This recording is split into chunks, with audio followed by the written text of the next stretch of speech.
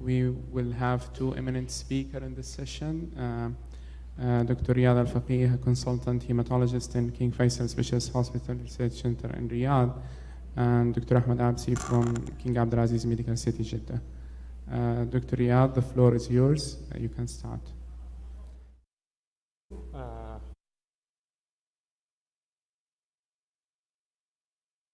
Jeddah. So I was asked to talk about minimal residual disease in ALL.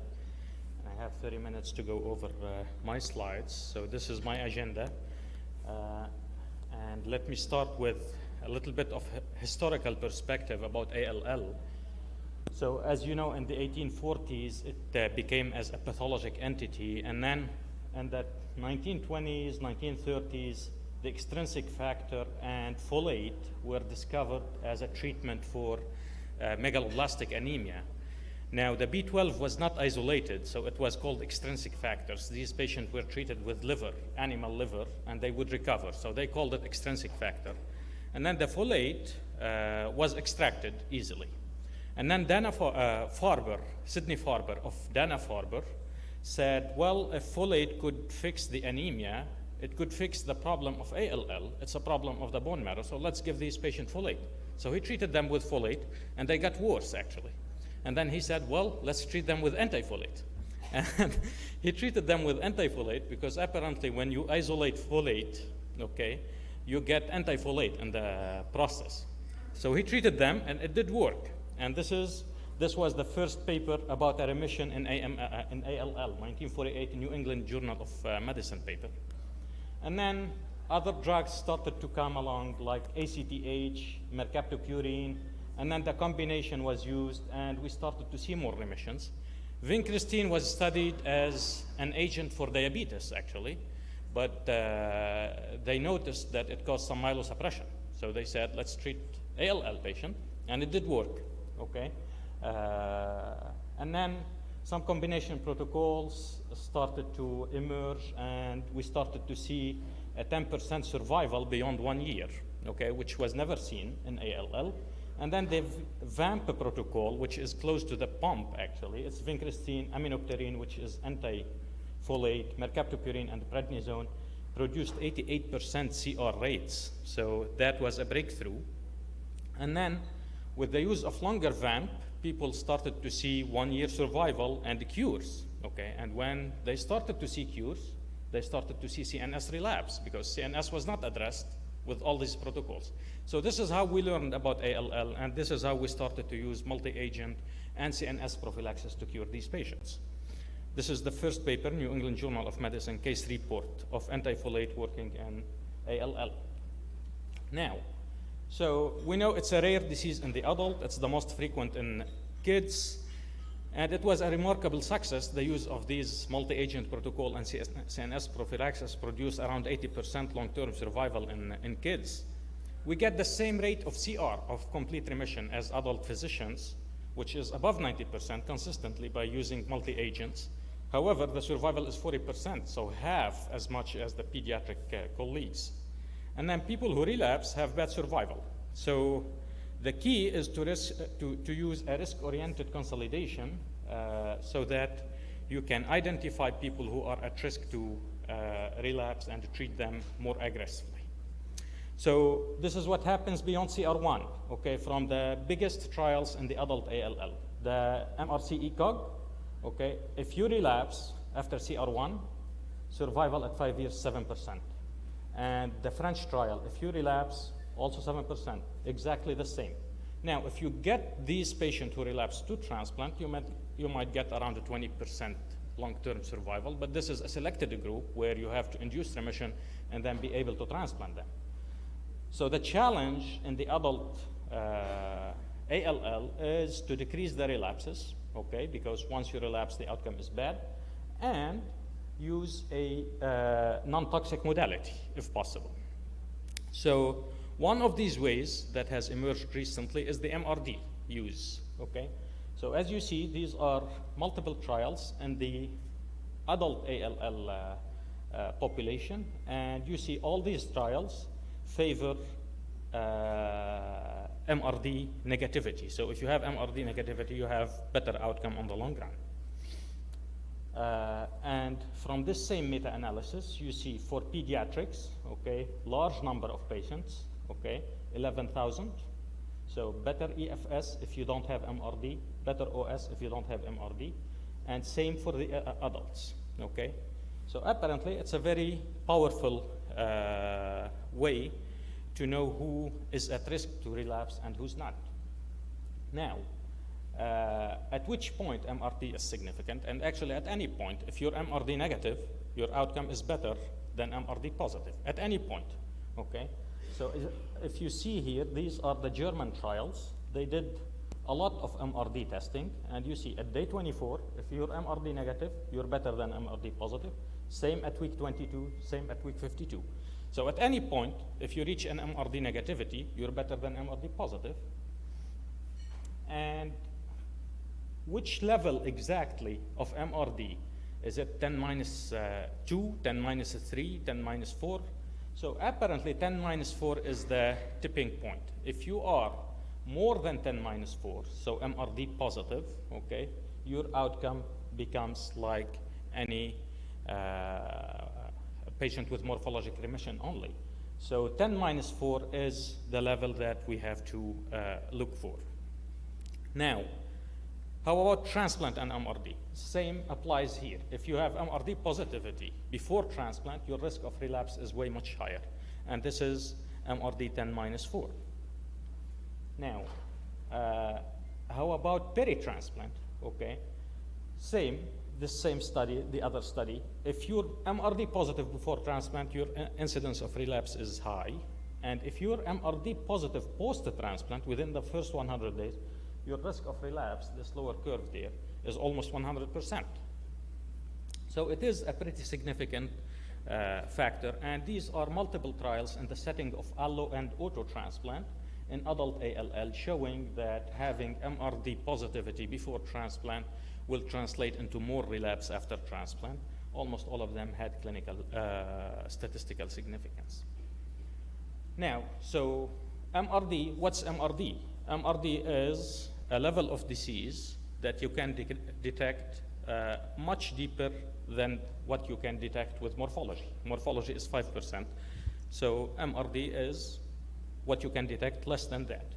Now, so we spoke about the significance of MRD at any point. If you're MRD negative, you're better than MRD positive. Before transplant, it has implication on the relapse. After transplant, much higher relapse rate. Now, the two major questions that remain are how and when to test and how to alter your therapy. We saw that at any point it has implication, but at what point would you alter your therapy? You would intensify your therapy, or you would choose a transplant option.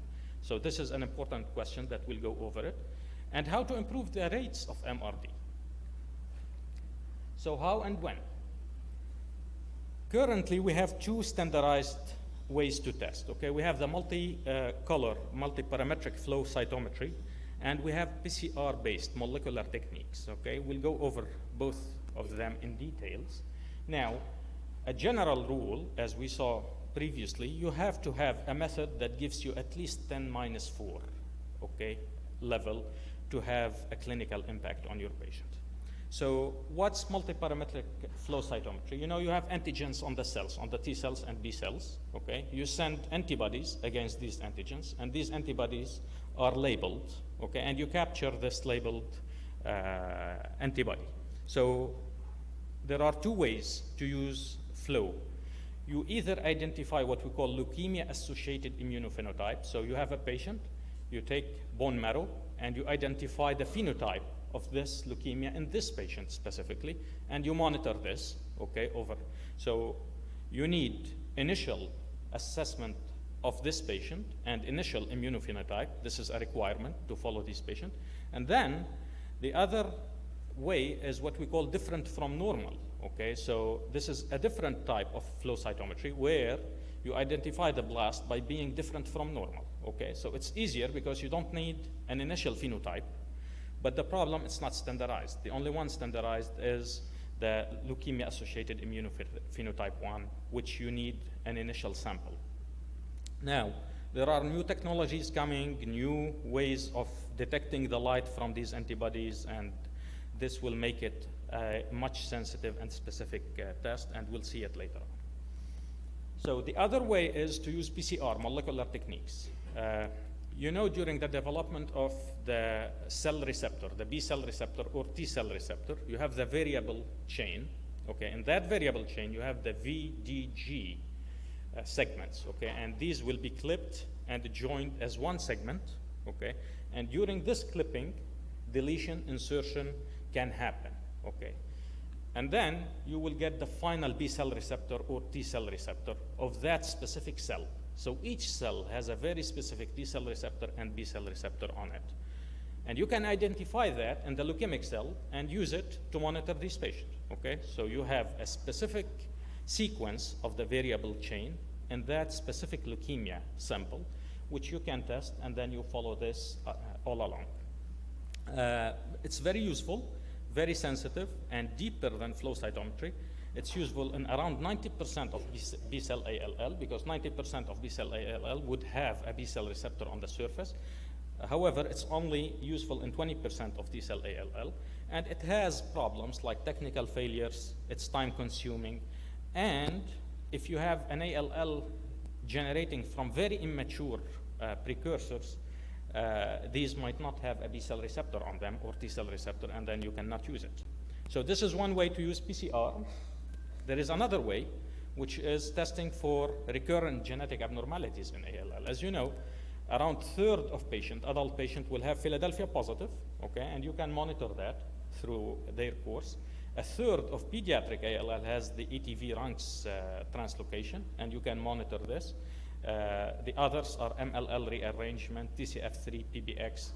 So around 40% of acute leukemia will have a targetable lesion where you can identify and use PCR to follow this. So it's not generalizable. You have 60%, they don't have recurrent genetic abnormalities, and you cannot use it. Okay. It's not patient specific because it's translocation specific.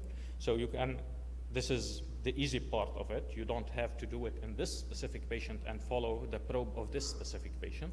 Okay. Now, new methods are coming along. As we said, there are next generation flow cytometry, okay, which will make it more applicable to more cases, around 95% applicability.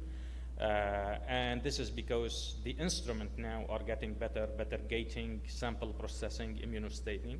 So you get more specificity and sensitivity. The problem with flow cytometry always is you need large amount of fresh cells, okay, with any technique, the old or this one. And new molecular techniques are coming along, the digital droplet PCR, where the sample is split to multiple droplets, and each droplet is analyzed individually. And then you have the next generation sequencing, which is time consuming and needs a lot of technical issues. The way it works, you do next generation sequencing of the B cell receptor and T cell receptor for that specific leukemic cell, and then you follow it in the patient. So to put all these in one table, you have the flow cytometry, okay? It gives you around 10⁻⁴ to 10⁻⁵, okay? It's inexpensive, quick. The problem, you need large amount of fresh cells. The other problem is when you need to check it and the patient has marrow hypoplasia, you might not detect any cells. And then you have the molecular. The molecular approved ones are the first two, okay, the gene rearrangement of the cell receptors. And then you have the recurrent genetic abnormalities one. It gives you a deeper MRD as compared to flow, to 10⁻⁵ to 10⁻⁶. And then you have the next generation sequencing gets you to 10⁻⁶. It's not standardized though. The only standardized one are the top ones. And the molecular ones have problems. They're sensitive and they're okay, but you have a lot of technicalities involved and cost, and they are slow. So you need few days to detect that. Flow cytometry is immediate. So basically you have the flow, okay, the molecular is deeper, flow is faster. Okay, so you can choose any of these. Now, as shown on this slide, as I said, the depth of MRD is important as well. Okay, so 10 minus 4 is the minimum acceptable test for MRD. However, if you have deeper MRD testing that gets you to a deeper level, it translates in a better results. And this is confirmed in adult ALL and childhood ALL. So molecular testing are better probably. However, they have their disadvantages. This is a study that compared NGS MRD to flow cytometry MRD. And you can see that NGS MRD better discriminate which patient will relapse, which patient won't, okay, as compared to multi-flow. As you see, NGS, the upper curve, the positive by NGS, they have higher risk of relapse as compared to positive by multi-flow. Negative by NGS, they have a much lower rate of relapse as compared to negative by multi-flow. So this also confirms that molecular testing are better than multi-flow. However, they have some disadvantages. Now, the most important question is when? Okay, when should I test and when should I alter my treatment? As we saw, MRD negativity at any point is better than MRD positivity, which is logic. But when should I act on that? Is it at day 10, day 16, week 10? So the German trial is the largest, the GMAL trial is the largest adult ALL based on MRD testing. And they did MRD testing, as you see in the red dots down there, at several points, okay? And they did it by PCR technique. And they showed that MRD positive as compared to MRD negative are much worse as far as relapse and survival. But at which point they found that here we should act, and if we don't act, the outcome will be bad. Well, actually, it's between day 71 and week 16. At day 71, okay, they finished their consolidation, their first consolidation. And between day 71 and week 16, they found that if you don't reach a level of 10 minus 4 and you don't alter your therapy, you might get into trouble. So this here shows by numbers, okay, week 16, week 22. So if you don't intensify your therapy, you have a level more than 10 minus 4 between week 16, week 22, and you don't intensify your therapy or use allogeneic transplant, you get into trouble, which is more relapses, okay? Now, what they did also, they did compare MRD, okay, and to the other risk factor, conventional risk factors. So they took MRD negative patients, okay, and they split them by risk, the conventional risk factors, very high risk, standard risk. And as you see, the conventional risk factors lose their significance, okay? When you're MRD negative, your outcome is good, okay, regardless of what's your conventional risk group based on the conventional risk factors. So MRD tips all the conventional risk factors. This is showing the same here as the German trial. This is the North Italian trials showing that if you don't get to MRD negativity between week 16, week 22, and you don't intensify your therapy, your relapse risk is very high. So basically, 10 minus 4 is the level we should aim for, and you should reach this level or lower than this level between week 16 to week 22. Later than that, if you do have MRD positivity and you don't act, you get more relapses. So in summary, despite achieving CR, you have around 50% of ALL cases will have CR, but will be MRD positive, okay? Persistent or reappearance of MRD correlates with more relapses and decreased survival. Patient who proceed to MRD positive with MRD positivity to transplant with MRD positive has worst outcome as compared to MRD negative cases. Molecular techniques lead to deeper MRD detection. However, they're more technical. And week 16 MRD testing seems to be the most important point on whether to intensify your therapy and change your treatment plan. Now, how can we increase the rate of MRD negativity? As you know, in adults nowadays, most of the centers are using a pediatric-based protocols, and this is the maximum intensification you can get to by treating an adult patient with ALL, because beyond that, you get a lot of toxicity, and you lose your patient from toxicity. So we maxed out on the amount of intensification by using pediatric protocols for adult ALL. There are immunotherapies coming along. Multiple of them are in the process of being tested for MRD, and some of them have published data and they're approved, like blinatumomab. So these don't have the typical toxicity of conventional chemotherapy, and they help to achieve a deeper level of remission. So this is the BLAST trial from the German group. It was a multinational single-arm study where they used blina, 15 microgram per meter square, on patient with CR, but MRD positive, okay? And they defined MRD positive by having a level of 10-3 and above, okay? So these patients are all in CR and all have evidence of MRD positivity. 116 patients were treated, and the primary endpoint was clearance of MRD. To be noted that 35% of these patients were relapsed refractory, so were not CR1 patient. They achieved CR1, they relapsed, and then they were treated on this trial. The MRD clearance rate was 78%, and this is after one cycle of blinatumomab. So pretty effective. Around 80% of your patient will go to an MRD negative status. And here we have the 5 years follow-up of this trial. As you see, this is the 5 years overall survival curve, and the median is around 60 months.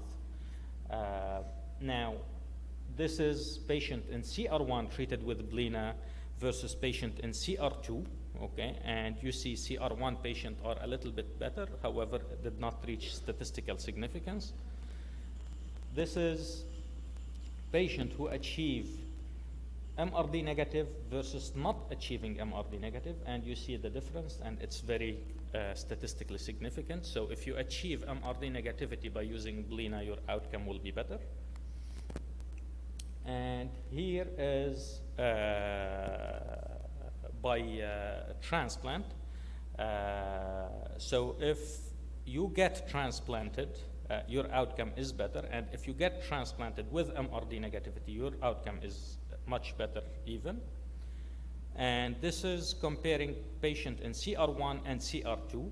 So as you see here, patient treated in CR1, they have and achieve MRD, they have better survival, and it's clinically and statistically significant. In CR2, the curve is better, however, it did not reach statistical significance. The p-value was 0.1. And this is what happens, and this is a very important question in clinical practice. So most of the time we get question, okay, I treated this patient with blina, they went to MRD negativity. What do I do now? Do I transplant them or I don't? So if you don't transplant them, you expect a relapse of 72%, okay, versus 25% if you transplant them, okay? So very big difference, okay? The orange is relapse if you don't get transplant, even if you achieve MRD negativity, okay? But if you transplant them, you get TRM, right? And the second columns show you that around 40% TRM, you can get TRM 40% versus 8.3% with blina, okay? So you lose a little by transplant. However, you decrease the risk of relapse significantly. So as of now, I still recommend transplant for people treated with blinatumomab and achieving an MRD negativity. Of course, you will not transplant a patient who doesn't have a good donor and he's not in good shape for transplant. So these are the patients where you might treat them with blina maintenance rather than transplant. So in summary, MRD is a powerful tool because it integrates patient treatment and leukemia-specific factors. And we don't know how would the other immunotherapies behave. Okay, we know we have inotuzumab, a CD22 antibody, and we have the CAR T cell, very powerful to induce MRD negativity even in the relapsed refractory patients. So we don't know how these will compare to Blina, and we still don't know how to select which patient to transplant. We recommend transplanting everybody who does have a donor, a good donor, and he's in good shape. But there might be factors that tell you, well, this patient treated with a Blina achieved MRD is better not to transplant them because they have this and this and this. We don't know who are these patients to identify them and to avoid transplant.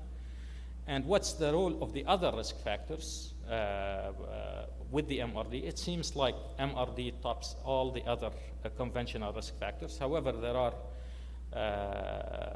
publications from the French group showing that new oncogenetics or new like Notch and like the Philadelphia-like signatures might also still play a role despite having MRD negativity.